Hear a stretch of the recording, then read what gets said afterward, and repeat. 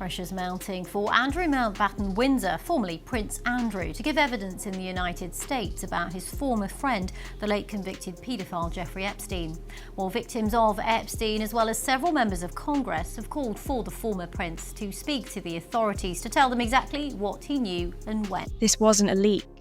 It wasn't a whistleblower. This was a mistake, a crack in the wall of silence that usually surrounds the royal family. And for a few critical hours, that crack gave us a direct line of sight into a system straining under the weight of one man's past. For a brief window under the strict gaze of a government embargo, a handful of UK journalists were given access to a sensitive file inside the National Archives. They weren't looking for a scandal. They were just doing their jobs. But what they saw were the unvarnished, unredacted financial records of Prince Andrew's time as a trade envoy, the real ledgers, the blunt, internal conversations about money and image. And then, just as suddenly, that file was pulled. Vanished. 16 entire pages were surgically removed from an 80-page dossier. The official reason from the government's Cabinet Office? A simple, quiet administrative error, a slip of the bureaucratic hand. But the story had already been seen. And what it revealed was a pattern of excess so extreme, it didn't just raise eyebrows, it forced a total rewrite of the rulebook on royal travel. And that error has now sparked a direct, explosive accusation from inside the UK. That Buckingham Palace itself leaned on the government to hide Prince Andrew's most costly and embarrassing secrets. This is Royal Family Daily, and we're digging into the documents they didn't want you to see. The files that caused the panic date back to 2004 and 2005. This was the peak of Prince Andrew's decade-long role as the UK's special representative for international trade and investment. On paper, it was a serious job. In practice, it became the foundation of a public relations nightmare that the palace has never fully escaped. Because this role earned Andrew a nickname in the tabloid press that has followed him with the tenacity of a ghost: Air Miles Andy. It was a label that perfectly captured the public's growing scepticism. It wasn't merely the frequency of the trips, circuits that took him to China, Russia, Spain, and across Southeast Asia. It was the unmistakable style, the perception of globe-trotting luxury, all under the banner of government business. But for years, Air Miles Andy was just that. A perception, a nickname, a rumour of excess. What journalists saw in that unredacted file transformed rumour into a documented paper trail. These weren't just dry, final expense reports filed away years later. They were the real-time minutes from actual high-level planning meetings. We're talking about detailed conversations between a 45-year-old Prince Andrew and teams of government officials, mapping out upcoming travel, discussing logistics. This was the blueprint, the meeting where the extravagance was planned before a single first-class ticket was ever booked. Staff who have spoken about that era describe a familiar pattern. A prince accustomed to a certain standard, with a team around him whose job was to make it happen, often clashing with civil servants whose job was to manage a budget. The files, according to those who saw them, confirmed that tension was not just interpersonal, it was institutional, and it was escalating. But the real bombshell in those documents wasn't the planning. It was the panic that followed. The files showed clear, escalating alarm within the very machinery of government that was supposed to be employing him. Between the lines of formal minutes, a story emerged of urgent conversations between the Foreign Office and senior palace executives. The costs for Andrew's missions weren't just high, they were spiralling, becoming a serious and recurring point of internal tension.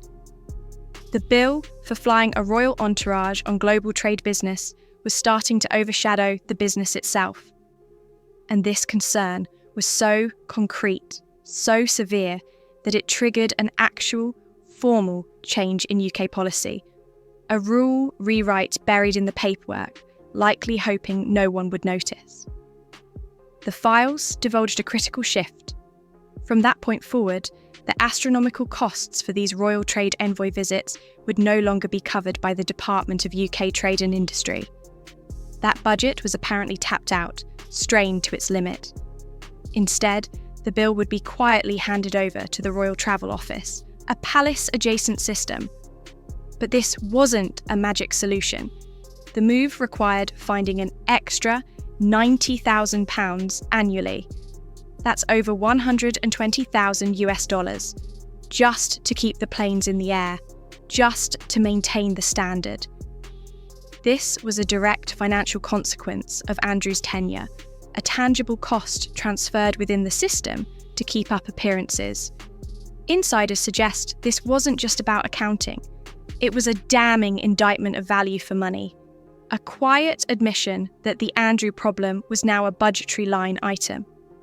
This is where the story makes a sharp turn from past excess to present-day crisis management. Because pulling those archived files after they had been seen by journalists wasn't just clumsy.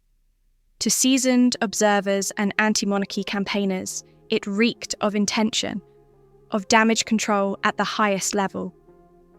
The government's administrative error explanation was met with immediate public scepticism. Leading the charge was Graham Smith, the CEO of the prominent anti-monarchy advocacy group, Republic. He didn't buy the clerical mistake story for a second. In a blistering statement, he pointed the finger directly at the palace gates. He claimed the redactions followed, quote, "pressure from the palace."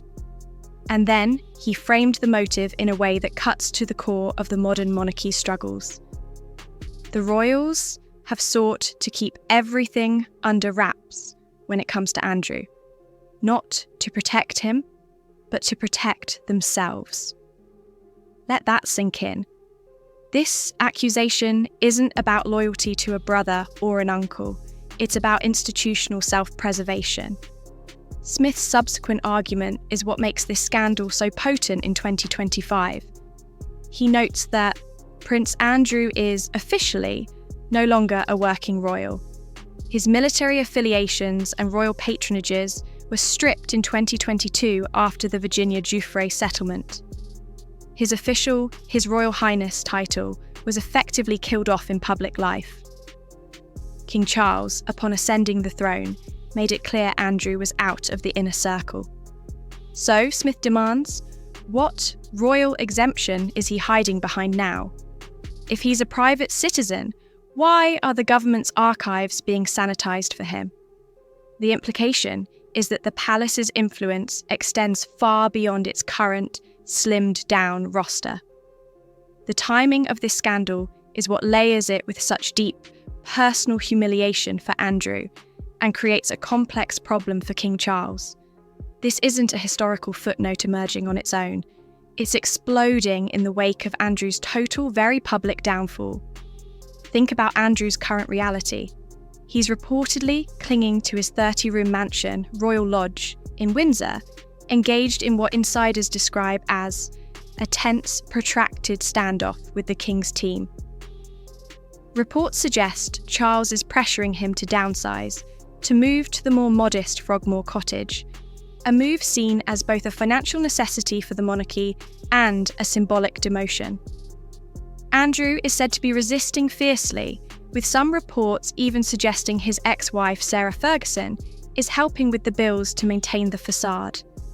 And into this intensely private battle over his present-day home and status drops a scandal about his past profligacy.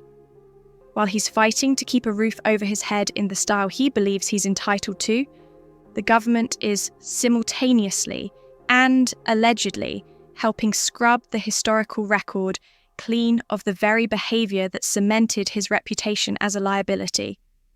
It paints a brutally clear picture of an institution in a bind.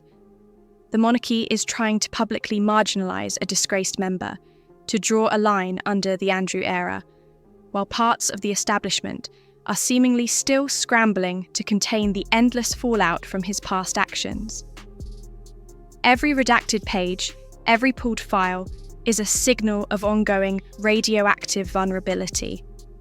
It suggests the fear isn't about what Andrew did then, but what those detailed records could trigger now. More lawsuits, more public anger, more scrutiny on the whole system that enabled him. And critically, this isn't an isolated incident. We cannot view this through a narrow lens. These Andrew files weren't released in a vacuum. They were part of a broader trove of sensitive archives from the same period that were declassified. That batch included deeply sensitive documents pertaining to the aftermath of Princess Diana's death and confidential letters about a Prime Minister's apology to the Queen Mother. That context is everything. It shows a pattern. It suggests a deep-seated institutional reflex for control, for narrative management across decades. The system is designed to filter what we see, to release history on its own terms. The Andrew era was a malfunction in that very system. It showed us the mechanism at work. It proved that the curation of the royal story, the careful pruning of the historical record, is an active, ongoing process. This leads us to the haunting, unresolved question that will drive comments and speculation for weeks. What was so specifically damaging in those 16 missing pages? Were they just more of the same? More eye-watering invoices for hotels and helicopters? Or did they contain specific conversations, mention particular names from the business or social world, or detail protocols that could ignite fresh legal or ethical controversies? The blank space where those pages should be is now more telling than any of the pages that remain. The fresh humiliation for Prince Andrew in 2025 isn't the old nickname. It's not even the old bills. It's the desperate, clumsy, and allegedly coordinated effort to hide them. That effort proves that Air Miles Andy isn't just a relic of the past. He's a ghost. The palace is still paying for, is still deeply terrified of, and is now, according to its critics, actively asking the government to help bury. This scandal has evolved. It's no longer about what he spent. It's about what they're still trying to protect. And that protection racket, that instinct to redact, to pull, to hide, might just be the most expensive and damaging habit the monarchy has. What do you think was in those 16 pages? And does this incident change your view on the transparency of the monarchy's dealings? Let us know your theories in the comments below. If you found this deep dive into the royal shadows illuminating, make sure you're part of the daily investigation. Subscribe to Royal Family Daily and hit the notification bell. We cut through the palace PR to bring you the stories they shape, the histories they hide, and the real tensions behind the crown. Thanks for watching, and we'll see you in the next one.